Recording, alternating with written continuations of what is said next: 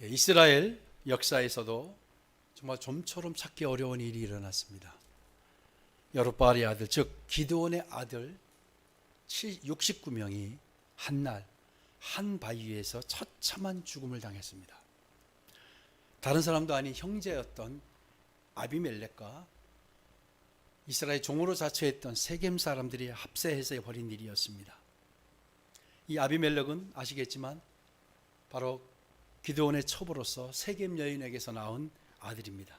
그리고 세겜은 이스라엘에게 은혜를 입은 족속이었습니다. 가나안 족속은 하나님께서 멸하든지 몰아내라고 말씀하셨는데, 그런데 이 세겜 족속과 같은 바로 종이 되겠다고 했던 그 족속들은 예외가 되었습니다. 아마 요담은 이 현실을 받아들이기 어려웠을 거예요. 요담은 바로 유일하게 살아남은 막내 아들입니다. 요담이 정말로 이 현실을 받아들이기 어려웠을 겁니다. 아버지도 죽었는데 자기의 형제가 함께 웃고 이야기하던 형제 69명이 하루아침에 죽임을 당했던 겁니다. 이제 요담도 죽임을 면하기 어려울 것으로 보입니다. 그래서 1분 1초라도 빨리 피신해야 될 상황이었다라는 거예요. 하지만 요담은요, 목숨을 지키려고 도망하는 것이 우선이라고 생각하지 않아요. 이 일이 지금 아비멜렉과 이 세겜 족속이 벌인 이 일이 하나님께 얼마나, 하나님과 이스라엘 앞에 얼마나 큰 죄고 얼마나 큰 악이었는지를 반드시 알려야만 한다고 생각을 합니다. 사실 요담 한 사람이 무슨 일을 하겠습니까? 그리 할 수 있는 일이 없어 보입니다.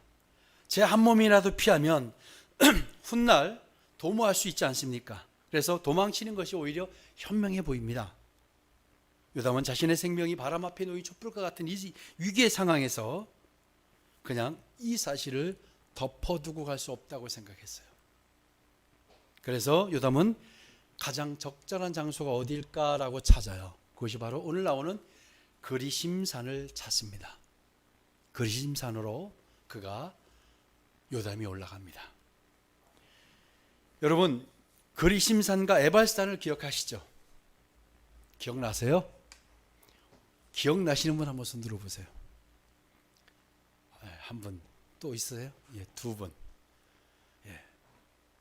괜히 뭐 귀를 만진다거나 머리를 만진다거나 하지 마시고, 여러분 그리심산과 에발산이 기억이 안 나세요? 처음 들어보시는 이야기 같으세요? 들어보긴 들어봤는데 무슨 얘기인가? 그렇죠? 그것도 인정을 못 하시겠죠? 예.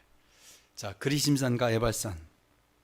이 그리심산은요, 세겜으로부터 남서쪽에 위치한 축복의 산이라고 불리는 산입니다. 그리고 그리심산 맞은편에 어떤 산이 있어요? 저주의 산이라고 불리는 에발산이 있어요. 여호수아가 요단을 건넜습니다. 그리고 난공불락이었던 가나안의 첫 성 여리고를 무너뜨렸죠. 그리고 이제 그리심산과 에발산으로 백성들을 데려간 거예요. 이때가 언제냐면 여리고 성을 승리한 이후에 정말로 보기 좋게 이스라엘이 작은 성이라고 무시했던 아이성 전투에서 패합니다. 아주 수치를 당한 만큼 패했어요. 그리고 나서 무엇이 잘못되었는가를 다시 점검하고 회개하고 하나님께 기도하고 하나님의 방법대로 아이성을 재차 점령해서 재차 공격해서 점령을 합니다. 그리고 나서 여호수아가 이스라엘을 그리심산과 에발산으로 끌고 갑니다. 그리고 에발산에서 제단을 쌓고 한 무리는 그리심산에 위치하게 했고 또 다른 무리는 에발산에 서게 했습니다. 바로 여호수아 8장 33절 34절이 그렇게 증거합니다. 우리 같이 한번 보실까요? 여호수아 8장 33절 34절입니다. 우리 같이 한번 읽읍시다. 시작. 온 이스라엘과 그 장로들과 관리들과 재판장들과 본토인뿐 아니라 이방인까지 여호와의 언약궤를 맨 레위 사람 제사장들 앞에서 교회 좌우에 서되 절반은 그리심산 앞에 절반은 에발산 앞에 섰으니 이는 전에 여호와의 종 모세가 이스라엘 백성에게 축복하라고 명령한 대로 함이라. 아멘. 여러분, 하나님의 백성들에게 일어나는 일은 그 어떤 것도 우연히 일어나지 않습니다. 알고 계셨어요? 여러분의 삶 주변에 여러분에게 일어나는 일은요, 그 어떤 것도 우연히 일어나지 않습니다. 그게 비록 작은 일이라고 해도 그렇습니다. 우리 주위에 일어나는 일이 결코 우연히 일어나거나 그렇게 하지 않는다는 것을 의미합니다. 중요한 것은 우리 주변에, 내 주변에 나에게서 일어나는 일을 어떻게 여기고 어떻게 보느냐 하는 것이 중요합니다. 하나님의 말씀으로 볼 수도, 또 어쩌다 나에게 일어날 우연 중에 그냥 하나일 것이라고 치부할 수도 있습니다. 하지만 자녀들에게 일어나는 일은 분명히 하나님께서 무언가를 하고 계시다는 의미입니다. 그래서 나에게 일어나는 일은 하나님이 지금 무엇을 하고 계시다라고 우리가 여겨야 됩니다. 그것이 우리가 잘못 가는 길이었다면 멈추게 하시려고 하시는 것이고, 그리고 내가 게으르고 깨닫지 못하고 또 무너져 있고 이렇다고 한다면 주님께서 재촉하실 수도 있는 일입니다. 또 영적으로 무뎌져고 영적으로 지금 느슨해져 있다라고 한다면 또 그것을 깨닫게 하시려고, 그래서 변화를 주시려는 것일 수도 있다라는 거예요. 그렇기 때문에 우리 일상에서 일어나는 일을 우리가 주의 깊게 보아야 합니다. 하나님이 분명히 말씀하시는데 우리가 그냥 지나칠 수 있어요. 여러분, 나에게 일어나는 정말 내가 아파서 병원에 입원을 한다라든가 큰 사고를 당한다거나 하는 일에 대해서는 우리가 민감하게 반응을 해요. 그렇죠?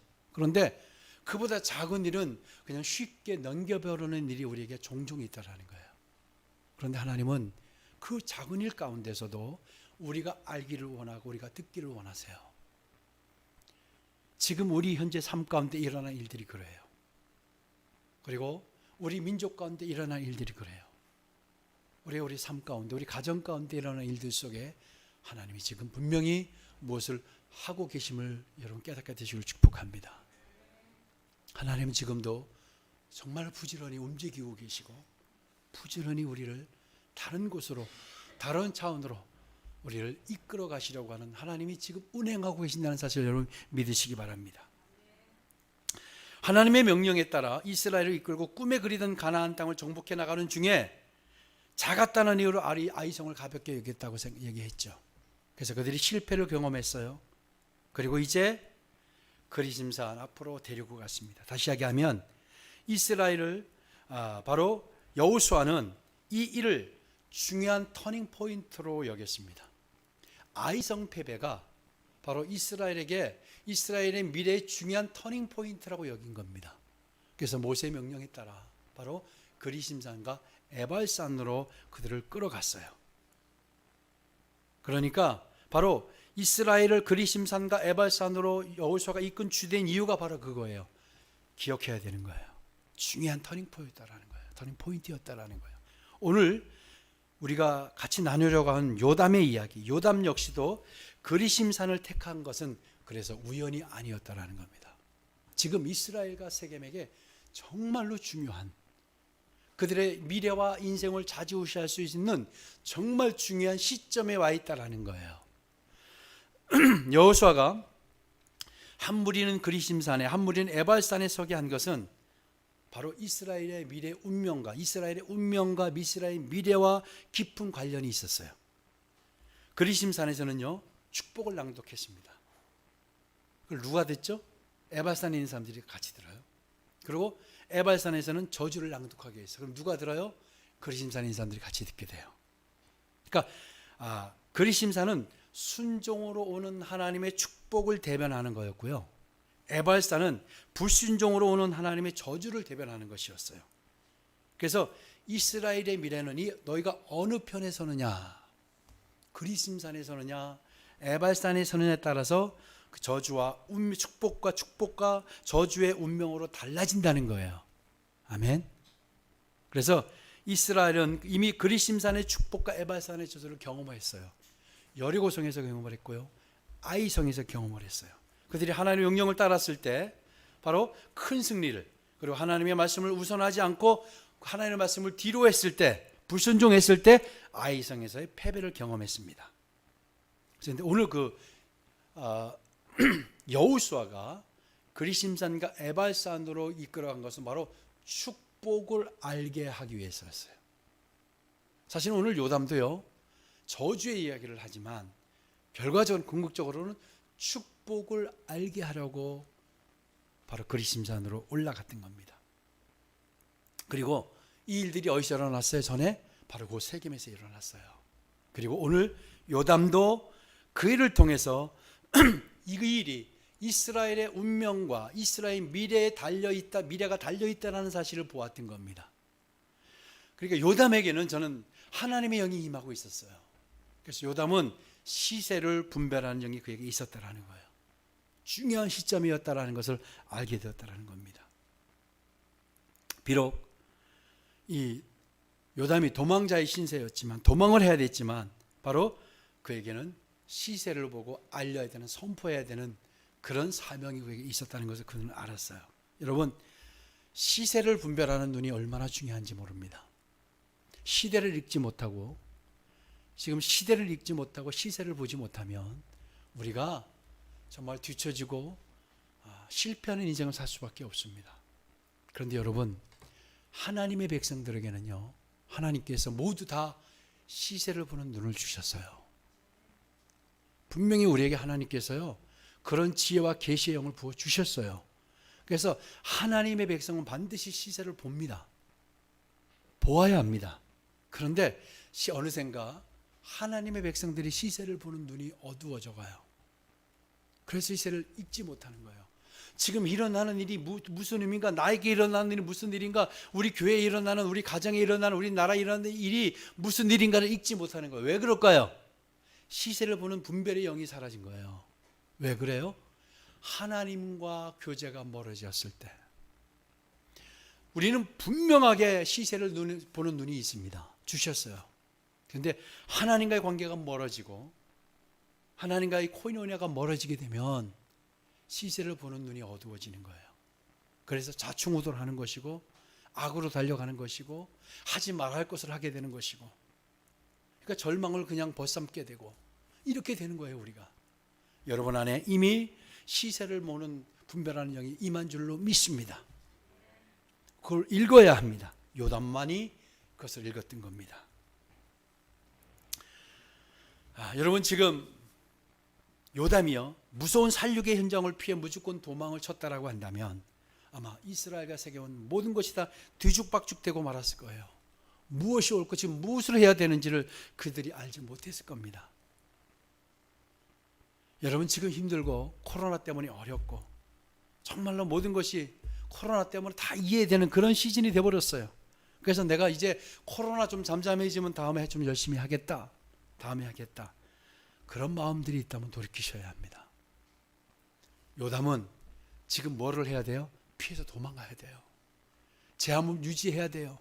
제 목숨 유지해서 나중에 훗날을 도모해야 되는데 그가 그 목숨을 중요하게 여기지 않고, 그런 돌아가지 않고 도망가지 않고 이것을 기회로 삼았어요. 그래서 그리심산으로 올라간 겁니다. 실제로 그리심산에서 그가 올라가서 외쳤다고 뭐가 들릴까? 학자들이 그 이후에 보니까 그리심산과 에발산에 협곡이 있어서 그리심산에 올라가서 이야기하면 그 바위로 되어 있었기 때문에 다 울려서 들렸다고 합니다. 그래서 그리심산으로 이 요담이 올라간 거예요. 그리고 요담은 그리심산 위에서 올라 한 비유를 들어서 그들을 책망하고 저주합니다. 사실은 말씀드렸지만 요담이 올라갔던 것은 저주의 내용을 이야기했지만 사실은 그것이 축복의 이야기였어요. 오늘 이 축복의 이야기를 여러분 들으시길 축복합니다. 하나님이 나를 왜 세웠는지, 나를 왜 부르셨는지, 이 시즌에 왜 우리 교회에 두셨는지, 왜 우리 가정을 두셨는지 여러분 보시기를 축복합니다. 이 요담이 올라가서 한 이야기가 정말 이솝 우화와 같은 이야기를 합니다. 바로 그렇지만 아주 중요한 교훈을 담고 있고 여기 하나님의 생명의 말씀이 들어있다라는 거예요. 인간의 능력만을 믿고 있던 아비멜렉과 그의 일당이 벌인 일이 저주의 일이었고, 지금은 너희들이 세상을 다 얻은 것 같지만 결국은 망하게 될 거라고 하면서 저주하면서 중요한 말을 이어갑니다. 7절 우리 하반절을 먼저 봅시다. 오늘 말씀의 결론이지만 이 말씀을 한번 같이 한번 읽겠습니다. 7절 우리 하반절을 같이 한번 읽겠습니다. 자, 세겜 사람들아, 시작. 세겜 사람들아, 내 말을 들으라. 그리하여야 하나님이 너희의 말을 들으시리라. 아멘. 세겜 사람들아, 내 말을 들으라. 그리하여야 하나님이 너희의 말을 들으시리라. 요담이 하는 말을 들어야 하나님도 너희의 말을 듣는다고 외쳤는데요. 자, 그래서 세겜이 얼마나 잘못된 일을 저질렀는가를 나무들의 이야기를 들어서 이제 이 말을 꺼냅니다. 하루는 숲에 있는 나무들이 자기들의 왕을 뽑기로 했다는 거예요. 사실 이 이야기는 지금 이 세겜과 밀로 족속이 바로 세겜 상수리 나무 근처에서 아비멜렉을 왕으로 옹립한 다음이에요. 그들이 그 일을 버리고 왕으로 옹립한 다음이에요. 자, 그래서 하루는 숲에 있는 나무들이 자기의 왕을 뽑기로 했어요. 그래서 먼저 누구에게 가요? 감람나무에게 갔다는 거예요. 감람나무에 가서 우리의 왕이 되어달라. 여러분, 감람나무에게 갔는데 감람나무가 어떤 의미를 가지고 있는지 여러분 아셔야 합니다. 감람나무는 어떤 나무냐면 올리브나무입니다. 올리브나무. 자, 올리브의 열매와 올리브의 열매와 기름은요, 고대에 없어서는 안 될 중요한 것이었습니다. 지금도 올리브가 얼마나 중요한지 몰라요. 그렇죠? 올리브 기름을 안 쓰는 집이 있습니까? 올리브 기름을 안 먹는 우리나라도 너무 많이 먹고 있잖아요. 네, 올리브의 열매와 바로 기름은 이 고대에도 없어서는 안 될 중요한 거였어요. 성경에서 감람나무를 언급할 때 아름답다라고 언급하고 있어요. 근데 그 아름답다는 이 올리브 나무가 모양이 아니라 그 열매, 그리고 풍성한 열매와 기름의 수확 때문에 아름답다라고 한 거예요. 그래서 이것은 왕들을 기름 부을 때 쓰는 기름이었어요. 그리고 등잔의 연료로도 사용되었고요, 환자를 치료하는 그런 데도 아주 유효했다고 합니다. 그리고 이스라엘을 상징하기도 했고요, 이스라엘의 바로 선한 행실의 표본을 비유할 때 이 감람나무를 주로 썼어요. 따라서 나무들이 왕을 뽑는데 가장 감람나무에게 먼저 간 것은 당연하겠죠. 그래서 감람나무는, 그런데 이 감람나무가 뭐라고 하냐면, 열매와 기름으로 하나님과 사람을 영화롭게 해야 할 자신이 어떻게 그 사명을 버리고 왕이 되어 나무 위에서 잘난 체 하겠느냐 하고 이런 자의 거절을 합니다. 감람나무가 뭐라고 그래요? 하나님과 사람을 영화롭게 해야 할 내 존재가 내가 어떻게 그걸 버리고 사람들 위해서 군림하겠느냐. 아멘. 여러분, 하나님이 우리를 부르신 목적이 뭔지 아세요? 하나님과 사람을 영화롭게 하라는 거예요. 우리가 해야 할 일은 뭔가? 하나님과 사람을 영화롭게 하는 것이 우리의 의무예요. 우리의 사명인 거예요. 감람나무를 통해서 그걸 이야기하는 거예요. 이스라엘과 세겜 족속에게 너희들의 할 일이 뭐냐? 너희들이 어떤 자냐? 감람나무 같은 자들이었다. 바로 이 감람나무 비유는, 그래서 그들이 어떤 사람이 되어야 하는가, 어떤 사람인가를 말하는 거예요. 바로 하나님과 사람을 영화롭게 할 자들이었다. 아멘. 우리도 하나님과 사람을 영화롭게 하는 자들이에요. 근데 그 본분을 망각하고 섬김을 해야 될 자가 섬김을 받으려고 한다는 거 있을 수 없는 일이다. 거절한 거예요. 그리고 나서 다음에 누구를 찾아갑니까? 무화과 나무를 찾아갔어요. 무화과는요, 팔레스틴 이 과실수 가운데 가장 흔하고 수확이 많은 나무입니다. 주로 무화과 나무 열매가 식용으로 사용이 됩니다. 여러분 드셔보셨죠? 무화과를 식용으로 사용되고 또 치료하는 데도요, 귀중한 약품이 된다고 합니다. 그리고 무화과 나무는 고대 설탕이 없어서 바로 그랬을 때 그 당분을 제공하는 역할도 했습니다. 그래서 성경에 무화과 나무는 이스라엘의 백성, 그 번영과 평화, 그리스도의 재림, 마지막 심판 이런 것들로 사용됩니다. 그만큼 이 무화과 나무가 중요한 역할을 감당하고 있었던 거예요. 그래서 이 무화과 나무가 또 뭐라고 하냐면, 열매로 사람들에게 맛있는 것을 제공해야 할 자신이 어떻게 이 귀한 사명을 버리고 왕이 되어 나무들을 위해서 요동하겠느냐라고 거절한 거예요. 바로 이 무화과 나무는 식용과 귀중한 약품을 역할을 하는 거예요. 자, 사람들의 먹을거리와 그리고 사람들이 아픈 걸 치료하는 역할을 하는 것이 바로 무화과 나무였다라는 거예요. 그렇다고 한다면 이스라엘과 세겜도 이 동일한 역할을 주신 거예요. 사람들에게 필요한 식용을 주는 그런 역할이고, 당분을 제공하는, 정말 우리가 몸에 살아가는데 없어서는 안 될 것을 제공하는 당분의 역할이었고요. 그리고 치료제에 사람을 치료하는, 회복하게 하는 역할을 바로 무화과나무가 했더라는 거예요. 여러분, 우리가 어떤 역할이다? 무화과나무 같은 역할이에요. 아멘. 여러분 스스로를 너무 쉽게 가볍게 여기지 마세요. 하나님 우리를 부르신 이유는 감람나무요 무화과나무 같이 부르신 겁니다. 그 일을 하라고 부르신 거예요. 사람들에게 가장 필요한 식용의 역할, 치료제의 역할, 그런 역할을 하라는 거예요. 그런데 이 바로 무화과나무가 아주 이런 자에 거절합니다. 식용과 귀중한 약품의 역할을 해야 한다는 거예요. 이것을 저버리고 분수에 넘치는 행동을 한다는 건 뭐라고 했냐면 주권자를 거역하는 거라고 그가 얘기합니다. 주권자를 거역하는 것이다. 자, 이제 무화과나무에게 거절당한 나무가 누구를 찾아가냐면 포도나무를 찾아갑니다. 포도나무는 팔레스틴이 재배되는 과실수 가운데 가장 이스라엘과 연관이 깊은 나무입니다. 자, 물이 풍부하지 못한 포도나무, 팔레스틴에서는요, 열매로 만든 포도주가 음료로 사용되었습니다. 그러니까 포도나무는 그들의 물과 같은 물을 대신하는 존재였다라는 거예요. 그리고 그들은 전제와 함께 드려졌고요, 헌물이나 11조로도 사용되기도 했습니다.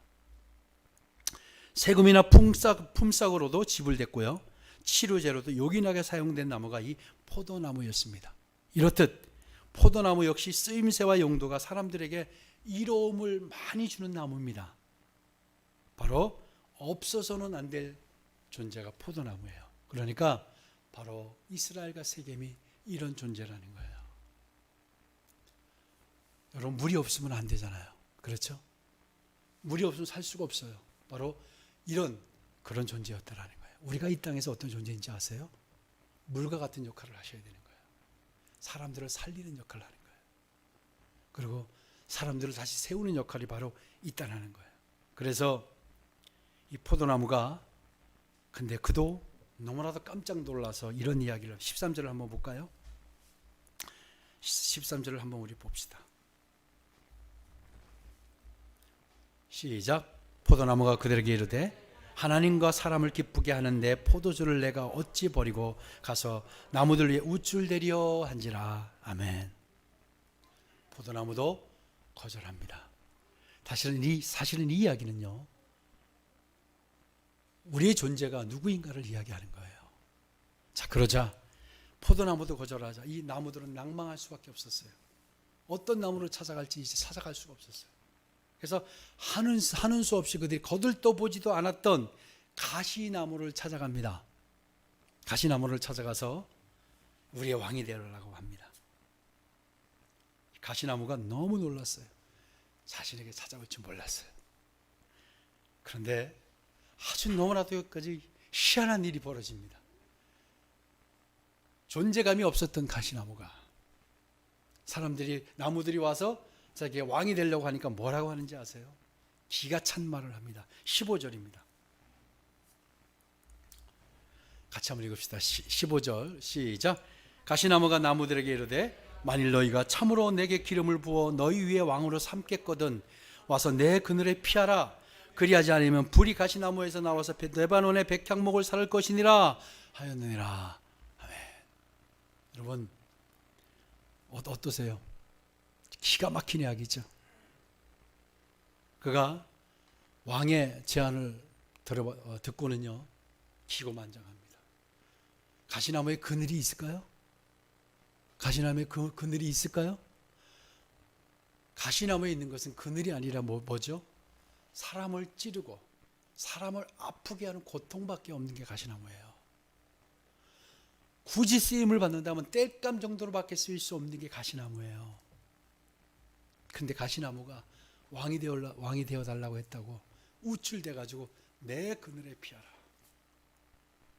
그리고 너희가 내 그늘에 피하지 않으면 내가 왕이 되지 않겠다라는 거예요. 그리고 너희가 그렇게 하지 않으면 내가 불이 나오게 해서 백향목을 사르게 하겠다라는 거예요. 가장 고급 나무가 백향목이었어요. 가시나무가 세겜 사람들을 향해서 하는 이야기예요. 바로 세겜 너희들은 가시나무 같은 존재다. 그러니까 은혜가 없이는 봐주지 않으면 살아갈 수 없는 존재였어요. 그렇죠?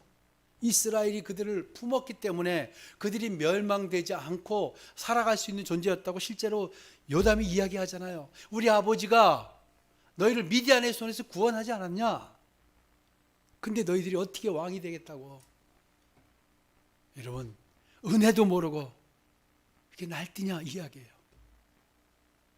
여러분, 이 모습이 낯설지 않으시죠? 우리가 하나님의 은혜를 모르고 내가 왕이라고 나한테 내 그늘에 머무르라고 하는 이야기가 우리에게 얼마나 많습니까? 아무리 봐도 저는 가시나무 같아요. 우리의 인생이 너무나 가시나무 같아요. 아무것도 할 수 있는 능력도 없으면서 세상을 다 호령하듯이 이야기하고요. 내 그늘에 피하라고 이야기하고요. 나에게 내 그늘에 들어오자면 불이 나와서 백향목을 사르겠다고 이야기하고요. 이 아주 똑같은 이야기를 하고요. 이게 보니까요, 은혜 없이는 살아갈 수 없는 나무가 이런 말을 하는 거예요. 이게 바로 세겜 너희들의 모습이었다라는 거예요. 똑같다라는 거예요. 자신의 분수도 모르고 날뛰는 꼴, 그 이상도 그 이하도 아니었습니다. 이는 주권자이신 하나님께 정면으로 도전하는 행위였어요. 은혜 받은 그들이 어찌 감히 왕이 되겠다고 왕을 세우고 기드온의 아들 69명을 한날 죽이고, 그들은 정말로 이제 하나님의 저주를 피할 수 없는 존재들이 된 거예요. 여러분, 하나님과 멀어질 때 일반적으로 나타나는 모습이 뭔지 압니까? 바로 이 모습이에요. 내가 했다고 하니까, 내가 능력이 있다고 생각하는 것. 교만과 오만은 패망으로 안내할 뿐입니다. 여러분, 잠언 16장 18절이 분명히 증언하고 있습니다. 한번 보여주세요. 잠언 16장 18절이 우리에게 이야기합니다. 같이 읽습니다. 시작. 교만은 패망의 선봉이요 거만한 마음은 넘어짐의 앞잡이니라. 아멘. 여러분, 우리가 패망이고 실패를 경험하는 것은 우리 속에 교만이 있기 때문이에요. 잘 기억하셔야 돼요. 왜 내가 일이 안 될까? 내가 왜 이 모양으로 살아야 될까? 살고 있을까? 여러분 안에 교만이 있기 때문이에요. 이것을 여러분, 이 가시나무와 같은 이 마음을 버리지 않으면 안 된다는 겁니다. 여러분, 정말로 이 가시나무는요, 신의를 저버린 거예요. 이스라엘의 신의를 저버린 자들이에요. 여러분, 동서고금을 막론하고, 여러분, 가장 사람들이 싫어하고 가장 사람들이 인정하지 않는 사람이 어떤 사람이에요? 신의를 저버린 사람이죠. 배반한 사람이에요. 신의를 저버린 사람들은 용서받지 못해요. 그리고 신의를 저버린 사람들은 또 신의를 저버릴 수 있는 가능성이 아주 농후해요. 그렇죠? 그래서 한 번 배반한 사람들을 받아들이지 않잖아요. 전쟁에서도 보면 그들은 신의를 저버린 거예요. 여러분, 잘 생각해 보세요. 우리의 삶이 하나님 앞에, 하나님과 하나님께 신의를 저버리고 살아가지 않는가?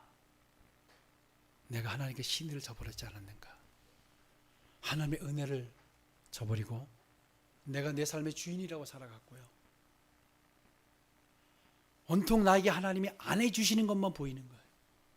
하나님이 나를 이끄지 않으시는 것만 자꾸 하나님이 내게 함께 하신 건 당연한 것이고 안 해주시고 왜 지금 이렇게까지 인도하실까만 보이는 것. 저는 이게 신의를 저버린 사람들이 보일 수 있는 태도라고 생각합니다. 여러분, 하나님과 신의를 다시 회복하시기 바랍니다. 그래서 오늘 이야기는 정말 이소부와 같은 이야기지만 우리의 가슴을 치는 이야기더라고요. 우리가 왜 존재하는가를 이야기하는 거예요. 어떤 감람나무, 무화과나무, 포도나무와 같은 존재들이에요. 근데 가시나무와 같이 살아갔다는 거예요. 이스라엘이 왕이 안 된 이유가 뭔지 아냐? 우리가 맡은 직분이 있어서 그렇다는 거였어요. 우리가 왕이 될 수 없는 능력이 아니라 우리가 맡은 사명이 있었기 때문에 우리는 그것을 넘지 않았다고 하는데 너희가 어찌 신의를 저버리고 이런 일을 할 수 있느냐라고 한 거예요. 그래서 내 말을 들어라. 그리하여야 하나님이 너의 말을 들으시리라.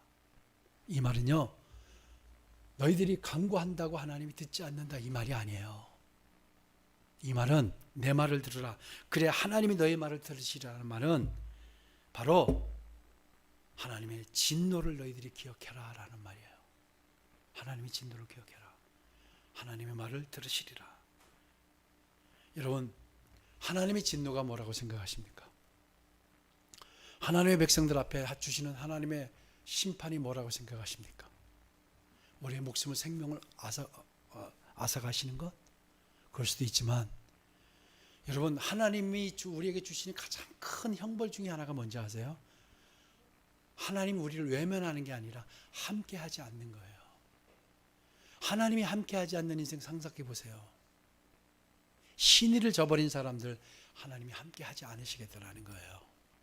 그러니까 내 말을 들으라. 그래야만 하나님이 너의 말을 들으시리라. 여러분, 하나님과의 신의를 회복하시길 바랍니다. 신의를 회복하시고요. 내가 왜 존재하는가를 알게 되었어요. 하나님과 사람들 앞에 영광스러운 존재였던 거예요. 아멘. 이 시즌에 이 시기에 우리는 하나님과 사람들 앞에 영광스러운 존재입니다. 감람나무 같은 존재예요. 그리고 무화과나무, 사람들의 식용이 되기도 하고 치료제가 되기도 하죠. 굉장히 의식주의 중요한 문제예요. 그리고 포도나무는 어때요? 음료와 같은 존재라고 했잖아요. 없어서는 안 돼. 쓰임새가 아주 다양한 그런 존재가 우리입니다. 그럼 이 시기에 우리가 할 일이 얼마나 많아요. 그렇죠? 권사님, 그렇죠? 우리가 얼마나 많아요. 지금 내 존재가 어떤 존재를 알았어요. 그런데 가시나무와 같이 살아가고 있다는 거예요. 빨리 여러분, 감람나무, 무화과나무, 포도나무를 회복하기를 축복합니다. 예, 사람들에게 내가 생명 같은 존재가 되어야 됩니다. 사람들을 먹이고 사람들을 살리고 물을 공급하고 영양을 공급하는 존재예요. 근데 내가 마냥 똑같이 그냥 이 코로나 똑같이 내가 살아야 되겠습니까? 여러분, 우리는 분명히 다른 존재를 세우셨습니다. 이 고난 주간에 하나님이 나를 왜 부르셨는지를 다시 한번 묵상하시는 시간이 되길 축복합니다. 그리고 내가 어떤 존재로 살아야 되는가? 내가 정말로 가시나무와 같이 아무것도 아닌 존재가, 하나님의 은혜로밖에 살 수 없는 존재가 내가 했다고 교만하고, 얼마나 그런 일들이 우리 안에 있었는지 한번 돌아보시고, 고난주간 정말 고난을 묵상하시며, 주님은 고난을 하셨지만 묵묵히 자신의 길을 걸어가셨어요. 왜? 그 길만이 우리를 구원할 수 있는 유일한 길이셨기 때문이에요. 주님의 고난을 기억하시면서 이번 주간 어떤 나무로 사시겠습니까? 여러분, 직분을 회복하시길 바랍니다. 나의 능력을 여러분 앞에 이미 하나님께서 능력을 주셨다. 아멘. 시세를 분별하는 영도 우리에게 주셨다. 아멘. 예, 볼 수 있는 것도 주셨어요. 그런데 하나님과 어떻게 하든지 가까이 붙어 있을 때 하나님의 지혜와 계시 영이 우리에게 끊임없이 공급이 되는 거예요. 그래야 내가 지금 내 주변에 나에게 일어나는 일이 무엇인가를 깨달을 수 있는 거예요. 그렇게 되기를 축복합니다. 여러분, 중요한 시즌입니다. 중요한 고난 주간입니다. 여러분, 꼭 내가 무엇을 해야 할지를 점검하시면서 이번 고난 주간을 맞게 되기를 축복합니다. 기도하겠습니다.